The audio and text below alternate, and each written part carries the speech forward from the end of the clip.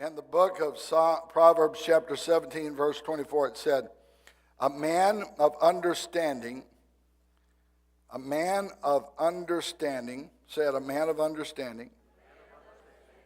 sets skillful and godly wisdom before his face.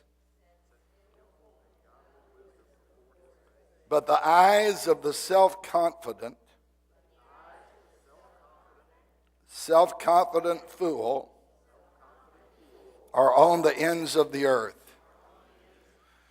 But what does that actually mean? It means to be a wise decision maker, to be a wise and a skillful decision maker. It's not just enough to be a decision maker. You're going to be that whether you want to be or not. If you don't make a decision, you're still making a decision. But to be a wise and a skillful decision maker, you as an individual have to put all of the facts before you. You have to deal with the present. But the fool is always thinking about the future.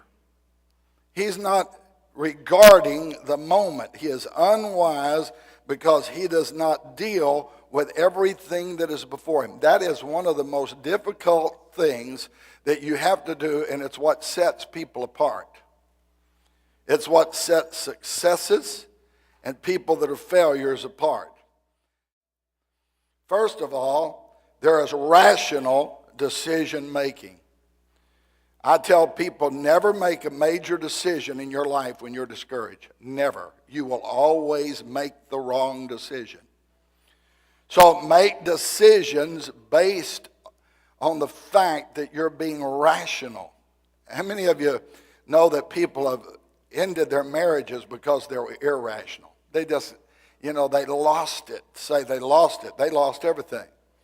If you don't make your decisions based on rational information and rational feelings, you'll make wrong decisions. Number two, there's intuitive decision making. I've been around people that they just have an intuitive gift. They have an intuitive ability. They can see through matters. They can see through things. They have a gift or a grace in their life, and they're very intuitive. So there's intuitive decision making. The third kind of decision making is recognition based. Every one of you has the ability to make decisions, but there needs to be recognition in the decision. Recognition of the consequences. Recognitions of, if I do this, then that is going to happen.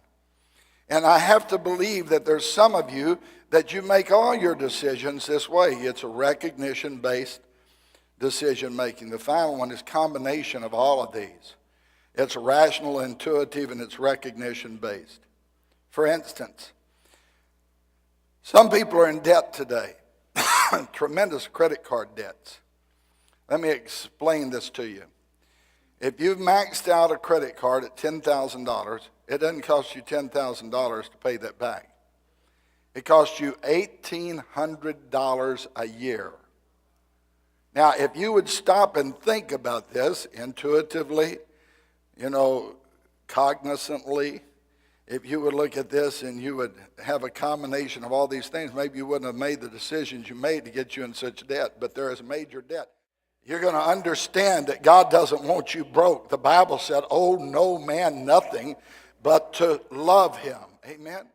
So right now, you're sitting here. You can accept your situation the way it is, or you can accept the responsibility. I am going to change my life. I'm going to begin to make decisions that are going to have an effect 5 years from now. The power of choice in your life is like a remote control on a television set. I'm going to tell you right now, it's not anybody else's hand but yours. And you're the one that is making the choices. So I thought, God help us today to be people that collectively can make the right choices. And so I wrote this poem. I've watched as beautiful, stained tears' eyes rain down their pain. I watched as beautiful, stained tears' eyes rain down their pain. For choice and choices made in former years. The law of harvest comes to fruit. A choice once made has taken root. 3 things are sure when this transpires. 3 things which should a wise choice inspire. Number 1, if you don't sow, you shall not reap. Number 2, but what you sow, you're sure to reap. You can't sow corn and expect wheat. Number 3,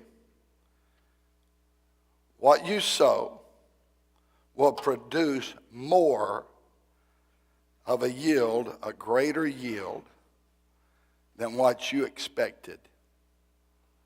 It will be 30, 60, 100-fold. And so the question is, what is in your field?